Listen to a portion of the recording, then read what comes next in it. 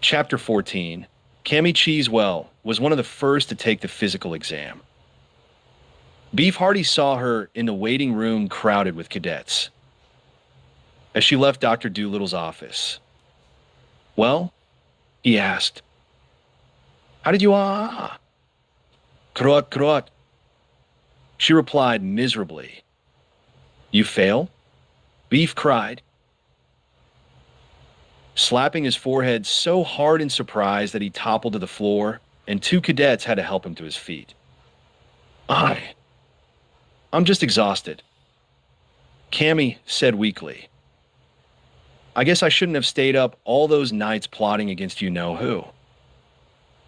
Just as she said this, the waiting room door swung open, and in walked the four space cadets. All of them talking loudly. All of them shoving and tripping each other playfully.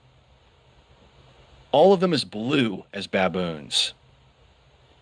None of the cadets in the crowded waiting room said a word to them about their new skin color. No one even had the nerve to say, "That's funny. You don't look bluish." That's because the other cadets were convinced that Hunk and his pals had done this to themselves as some sort of dumb practical joke, or that they had caught some kind of weird disease. Beef saw them enter, and a pleased smile crossed his face. Maybe poor Cammy had failed her physical, but there was no way these four clowns were going to pass. Which meant that his mission had been a success and Commander Dork would be pleased. Beef wanted to say more to Cammy, to comfort her in some way, but she had already fled back to her room. After several minutes, during which he stared happily across the waiting room at the four blue-skinned space cadets. Beef's name was called by the nurse, and he hurried into Dr. Doolittle's office for his exam. "Cadet Hardy, you look terrible," was the doctor's greeting. Beef leaned against the door frame for support. No one had ever said that to him before in his life. He informed the doctor. The doctor's round, spectacled face filled with concern. "No chew?" he asked. "Lie down here, young man. Let me examine you." He began the exam, taking Beef's temperature and blood pressure, listening to his chest with a stethoscope, tisking the whole while. "I've been under a lot of pressure lately," Beef explained without being asked, and then he added, Muscle tone is non-existent." The doctor frowned. He looked into Beef's eyes. "I guess I look a little green today," Beef said quietly. "Green?" Dr. Doolittle stared at him thoughtfully. "Well, I wouldn't know about that, Hardy. I'm colorblind, you see." "Huh?" Beef cried, sitting straight up on the examining table. "I'm totally colorblind," Dr. Doolittle admitted with a chuckle. "I've been colorblind my whole life. I can't see colors at all. Good thing I'm a doctor and not a house painter. Don't you think?" Beef fainted, thereby failing the physical exam. He revived in time to see the four bright blue space cadets going into the office for their physical.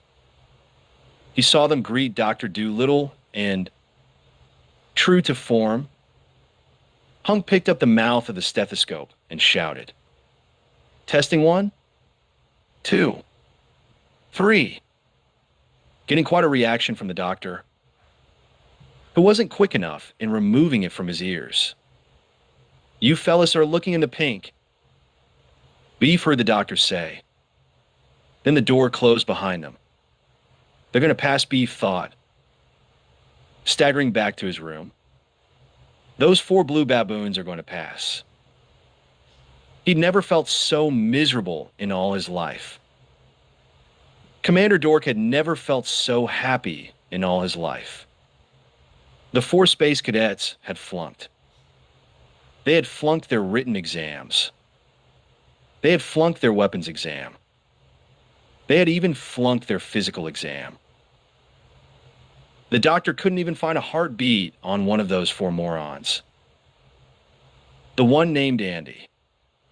That one was legally dead. Dork clapped his hands together in childlike glee and did a little tap dance on top of his desk.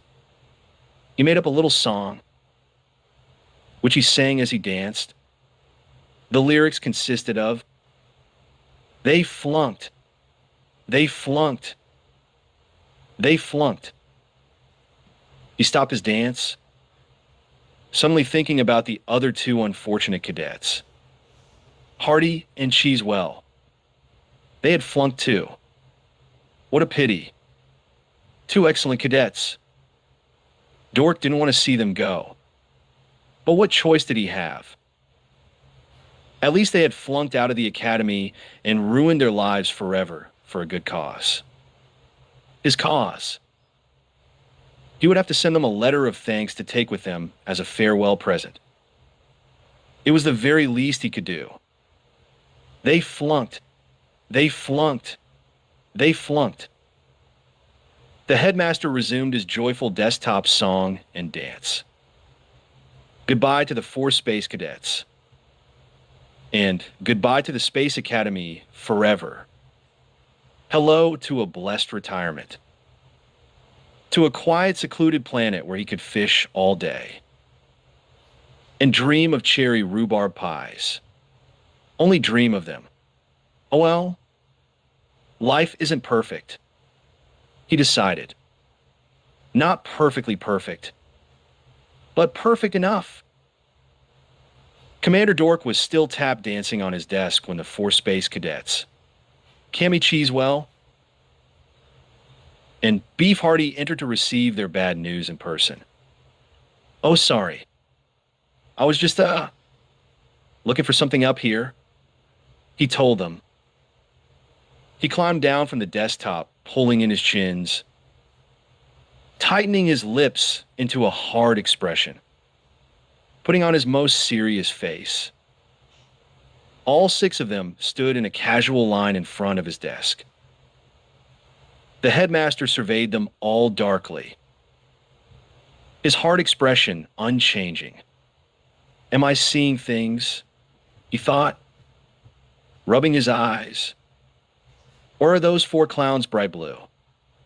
Oh well, it didn't matter what color they were. Soon he wouldn't have to see their idiotic, grinning faces ever again." The commander lowered his voice and began his grim announcement.